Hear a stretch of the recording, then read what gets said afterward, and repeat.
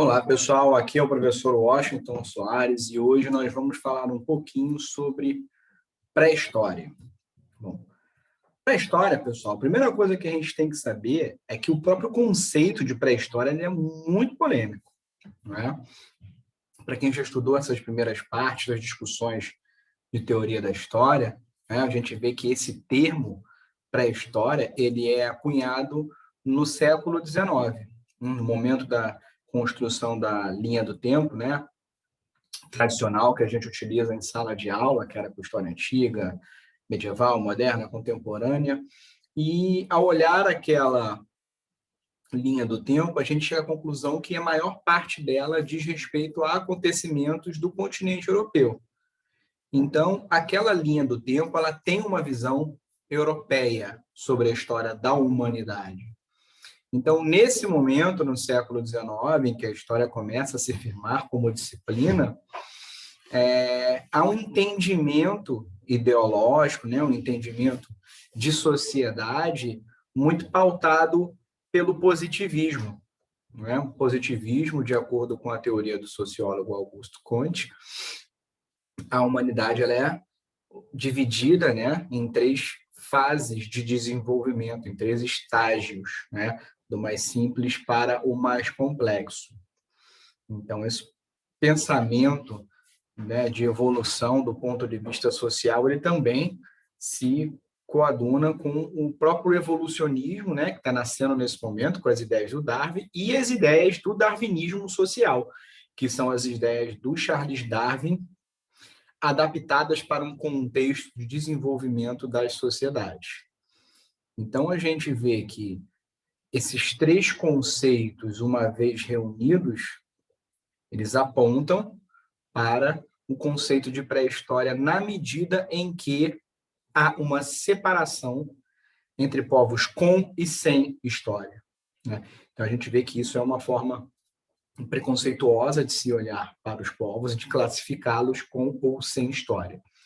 Hoje, século XX, estamos no século XXI, já é ponto pacífico. Todos os povos têm história, bom?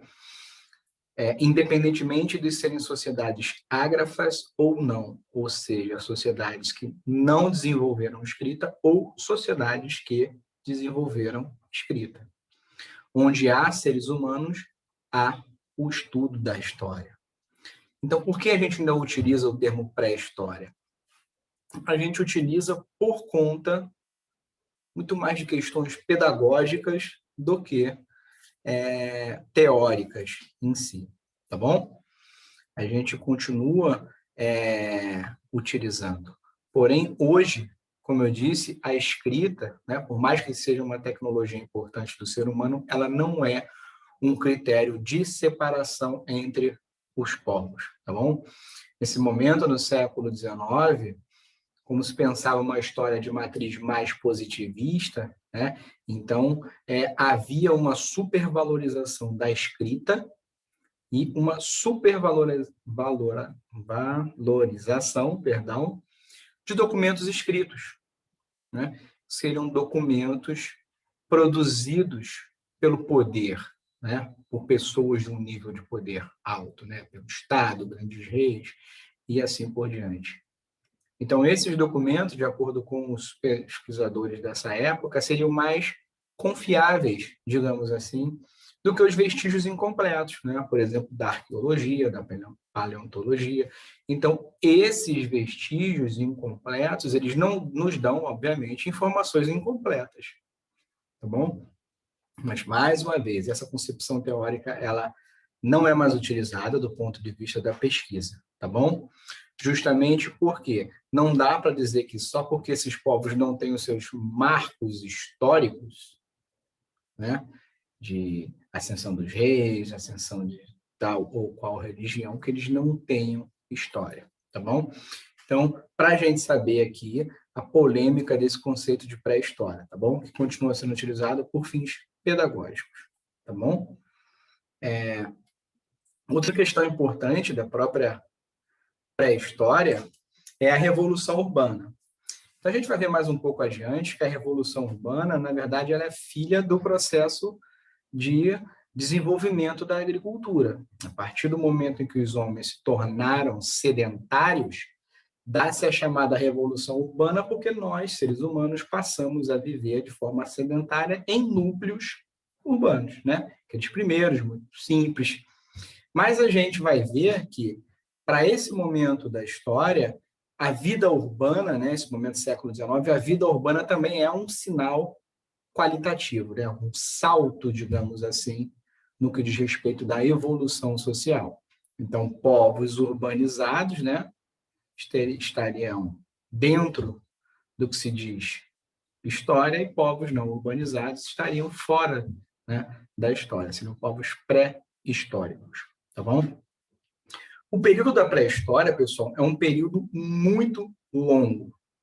Nós estamos falando desde o surgimento dos primeiros hominídeos, né? Estamos falando há 1 milhão, pouco mais de anos atrás, até a invenção da escrita, algo em torno de 3, 4 mil antes de Cristo. Então, é um período muito extenso, em que a gente, por questões didáticas, resume, porque é bastante difícil a gente conseguir cobrir um corte de tempo tão alto mesmo, porque a gente não tem tantas fontes históricas disponíveis para esse estudo, tá bom? Esse mesmo estudo que é multidisciplinar. Então, para além da história, a gente fala da antropologia física, tanto quanto cultural, da arqueologia, da geografia, a própria biologia tem nos ajudado bastante com os exames genéticos, né? Isso tem trazido para a gente descobertas muito interessantes. E, por fim, as fontes históricas que a gente utiliza são fontes majoritariamente da cultura material, né? Para além dos fósseis humanos, né, cerâmicas, pinturas rupestres, que são aquelas pinturas na parede, utensílios, armas, etc. Essas são as fontes históricas majoritárias para a gente estudar o período. Tá bom?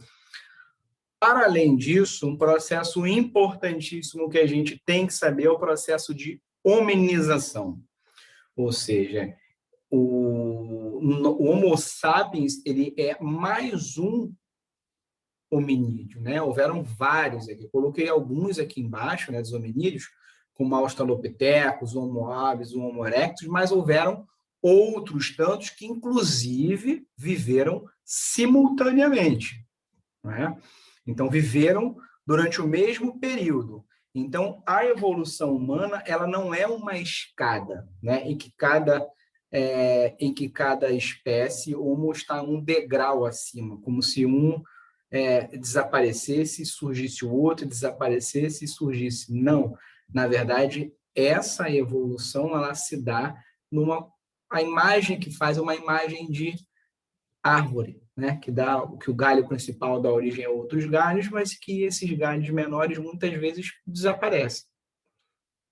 Então a gente vai ver que a evolução humana ela foi feita de avanço, de recuo, de desaparecimento, né? De acúmulo genético e assim por diante.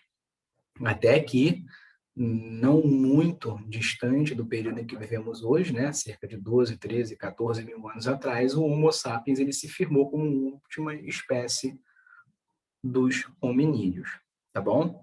Mas a gente vai ver que a nossa espécie ela passa por um processo de hominização, ou seja, um conjunto de mudanças que nos tornam seres humanos, os seres humanos que nós somos hoje, né? E que mudanças são essas? Primeiro, o bipedismo, né?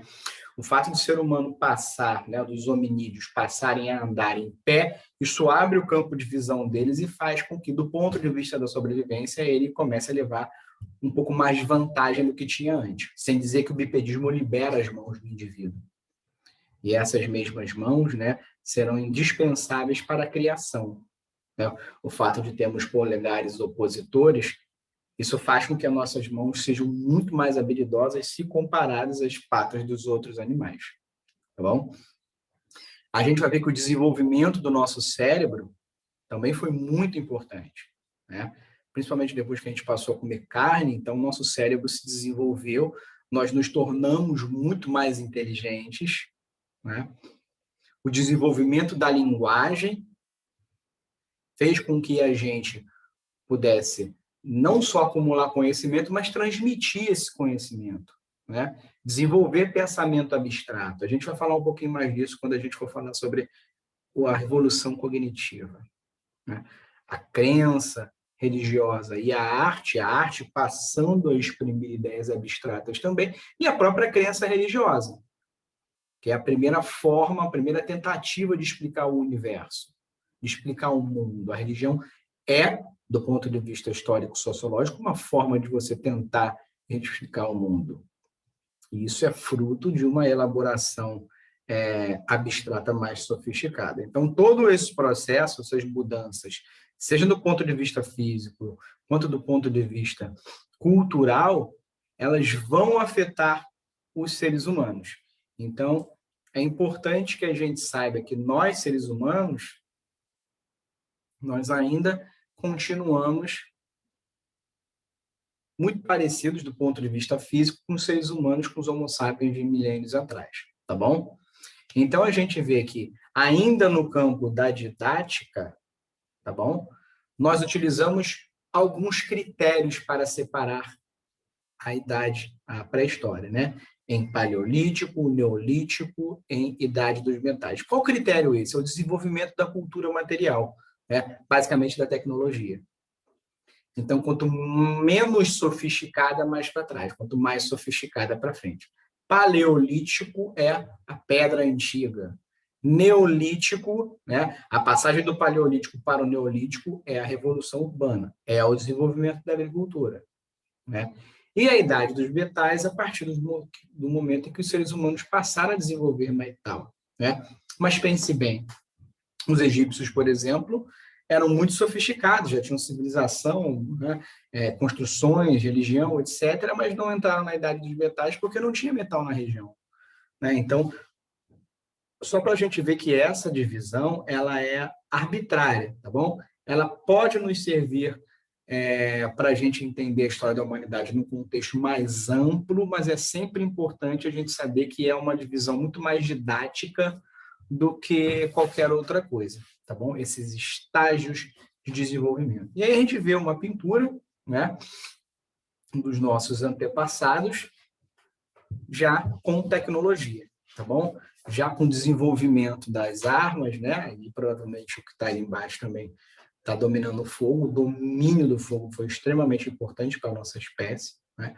Talvez a gente não tivesse sobrevivido enquanto espécie se a gente não tivesse dominado o fogo, tá bom? E aqui a gente vê essa periodização da história, pessoal, né? Ela já é bastante conhecida, que ela, por si só, também ela tem um caráter didático, né? A gente sabe que, por exemplo, o conceito de idade antiga, idade média, ela diz muito pouco ou nada quando a gente fala, por exemplo, né, da história do Japão, da história da Ásia, da história da África, da história da América. Entretanto, como eu disse, a gente continua utilizando para fins pedagógicos, né? Tanto que para a história do Brasil a gente também tem a nossa própria periodização, tá? Quais são as duas grandes teorias sobre o surgimento do ser humano no planeta, tá bom? De um lado, o criacionismo, né, que aponta para a criação do ser humano por uma entidade sobrenatural, né, Deus ou os deuses, dependendo da religião, né? Mas o criacionismo ele é algo muito caro, principalmente as religiões monoteístas, né? Até porque é a nossa realidade aqui, né? A realidade ocidental brasileira, tá? E durante muito tempo vigorou essa teoria. Só que a partir do século XIX, com as pesquisas do biólogo Charles Darwin, né, já ficou comprovado cientificamente que não só o ser humano, né, os hominídeos, Homo sapiens, passou por um processo de desenvolvimento físico, né, de evolução, mas os outros animais também, né? É muito comum a gente confundir evolução com desenvolvimento para melhorias, né? Evolução significa mudança, né?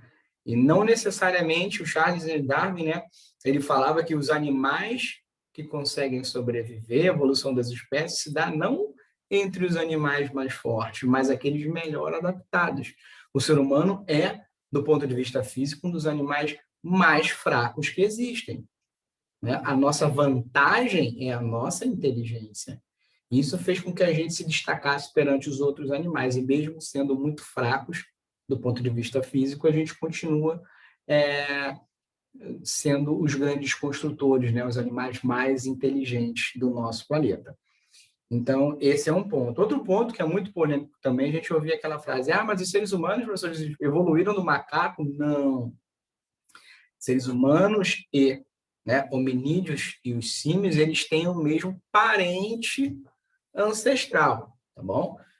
Por um lado foram os hominídeos, por outro lado foram os símios, né? Que dão origem às famílias dos grandes macacos de hoje. Então, não confunda, o ser humano não nasceu, né, de uma derivação do macaco. Os seres humanos e hominídeos e símios têm o mesmo ancestral comum, que pelo menos por enquanto ainda não conseguimos identificar, tá bom? Do ponto de vista genético, há comprovada uma semelhança muito grande entre os seres humanos e os símios mais superiores, tá bom? Bom, esse desenvolvimento humano que a gente vê aqui, essa é uma figura muito simples, tá bom? A gente vê aqui, ó, que tanto, ó, os pongídeos aqui, né, os símios para um lado, e o Australopithecus aqui, os seres humanos, né, os hominídeos para outro, tá bom? Então, essa é uma forma muito simples da gente ver, né, que a nossa evolução é muito mais assemelhada a uma árvore do que a uma escada, tá bom? Qual é a grande diferença para nós, seres humanos, né, o gênero Homo se comparado aos outros animais do planeta? Pessoal, a nossa diversidade cultural, a capacidade humana de produzir cultura, isso fez toda a diferença na evolução, né, e na perpetuação, inclusive, da espécie, né? Como eu disse, nós, seres humanos, somos muito fracos. Provavelmente, se não tivéssemos desenvolvido a inteligência que temos hoje, talvez não tivéssemos sobrevivido enquanto espécie, né? Então, a gente vai ver que a cultura tem um papel decisivo no que diz respeito à sobrevivência do ser humano. E a cultura, falando de forma muito simples, pessoal, ela nasce dessa necessidade humana de extrair da natureza tudo aquilo que é necessário para a sua sobrevivência, né? O que em sociologia a gente chama de trabalho. Então, a cultura nasce daí. E essa mesma cultura, né, falando de forma muito simplória, ela tem como objetivo garantir a nossa sobrevivência, maximizar as nossas chances de sobrevivência. A roupa, por exemplo, né, que é uma criação derivada da cultura, tem como objetivo proteger os nossos corpos, da mesma forma que uma arma criada por nós também. Então, é nesse sentido que a gente fala que a cultura tem um papel, sim, decisivo na sobrevivência da nossa espécie. E para a gente terminar aqui essa primeira parte, né, eu vou ler um trecho da obra Sapiens, né, do historiador Yuval Harari, que ele diz o seguinte: o Homo sapiens conquistou o mundo, acima de tudo, graças à sua linguagem única.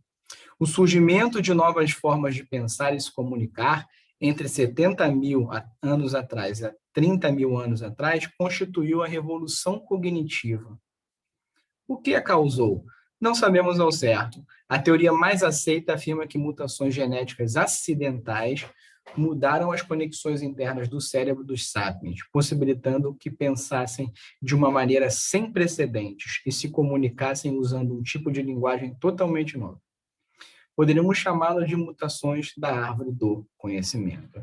Então, pessoal, a partir do momento em que o ser humano não só desenvolve a capacidade de pensar, de compreender, mas também de transmitir, que é a linguagem, isso é que é, de forma muito simples, é chamada revolução cognitiva. Então, os animais também são capazes de aprender, né? Eles têm as suas limitações, mas eles são capazes de aprender. Qual é a diferença entre os seres humanos e os outros animais? A nossa capacidade cognitiva, ou seja, a nossa capacidade de aprender, ela é muito mais sofisticada, ponto 1. Ponto 2, a gente é capaz de transmitir isso por meio da linguagem. Hoje, por exemplo, as pessoas não precisam mais queimar a mão para poder saber que o fogo é perigoso. Então, esse conhecimento já foi produzido, armazenado e repassado de uma geração para outra. Então, o que acontece? Tudo que uma geração aprende, ela passa para a geração adiante e assim sucessivamente.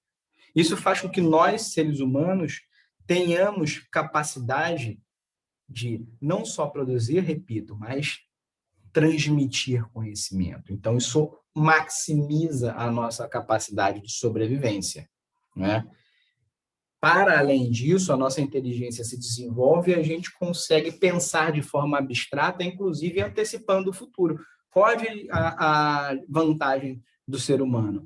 A nossa inteligência, pessoal, ela é uma inteligência plástica, ela é uma inteligência adaptativa. Então, uma abelha ela só consegue criar a mesma colmeia sempre, com o mesmo material. Faltou o material, não tem colmeia. Os seres humanos conseguem construir casas com materiais diferentes, né? Vou só citar a alvenaria e a madeira para a gente não ir muito longe.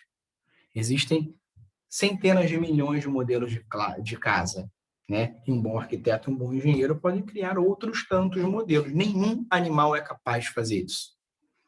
Eu estou dando um exemplo simples, que é o exemplo da casa. A gente pode usar isso para basicamente tudo que o ser humano pensa.